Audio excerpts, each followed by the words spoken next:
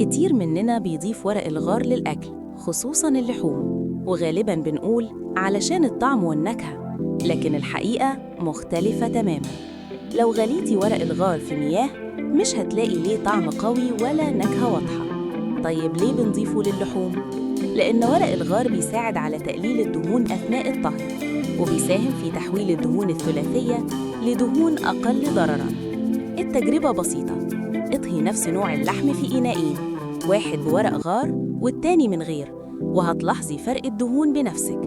لكن ده مش كل حاجة، ورق الغار كنز صحي حقيقي، بيساعد على تهدئة المعدة، يقلل الانتفاخ والحموضة والإمساك، بينظم حركة الأمعاء عند شرب شاي الغار، كمان بيساعد على خفض السكر في الدم وتحسين عمل الأنسولين وتقليل الكوليسترول الضار والدهون الثلاثية، ومفيد جداً في البرد والسعال لأنه غني بفيتامين سي، واستنشاق بخاره بيساعد على تقليل البلغم.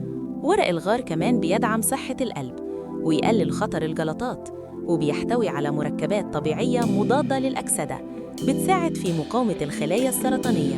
وقبل النوم مغلي ورق الغار بيساعد على الاسترخاء ويقلل الأرق والقلق. كوبين يومياً من مغلي ورق الغار ممكن يساعدوا في تخفيف التهابات الجسم وتفتيت حصى الكلى بإذن الله.